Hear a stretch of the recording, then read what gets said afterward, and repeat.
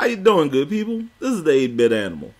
Okay, so today's game is one of the launch titles for the SNES.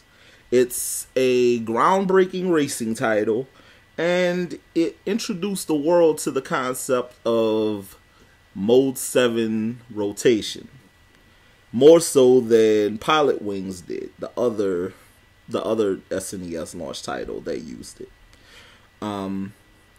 The game, it shows off incredible speed, something that you can actually still see today in gameplay.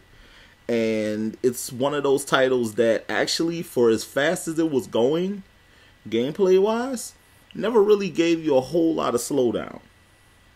Today's game is F-Zero. Now, I usually show you guys the cartridge, hold it up as I'm saying the name of the game.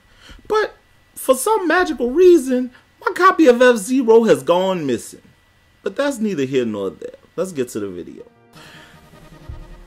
Okay, so, like I said, F-Zero was a launch title for the SNES, and it featured four playable racers: Captain Falcon, Dr. Stewart, Pico, and Samurai Goro.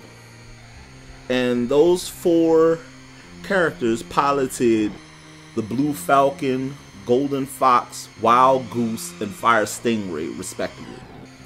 Now, those four vehicles, they have individual attributes, which you didn't really see a lot of that in home console racing games up to that point, unless you were upgrading your ship or your vehicle as you went along.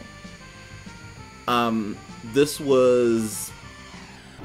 game was outstanding as far as its graphics. It was a beautiful game. It still looks pretty good today.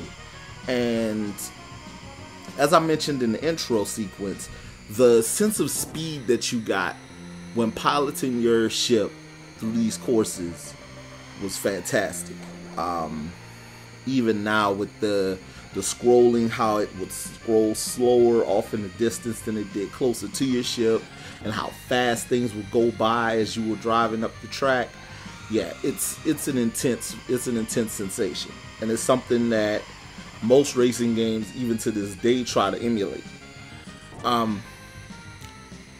Another noteworthy feature of F-Zero was the soundtrack. The soundtrack to that title is amazing, and it actually started a trend where SNES titles just had phenomenal soundtracks for the most part.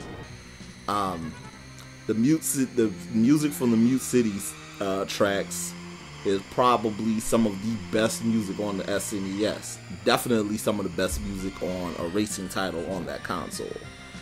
The game featured, and it ended up spinning off into several different sequels for the Satellaview service on the Super Famicom, the Nintendo 64 and the 64 disc drive, the Game Boy Advance, and the Nintendo GameCube. And there was also an arcade port of the GameCube title.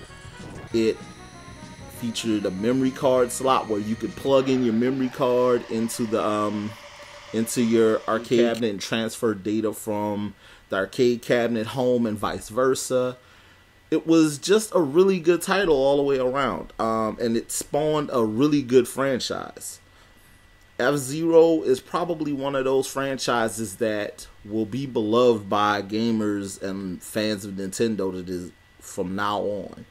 And it's a shame that it actually hasn't been resurrected, but I got a weird feeling that we may see a new F-Zero title on the Wii U.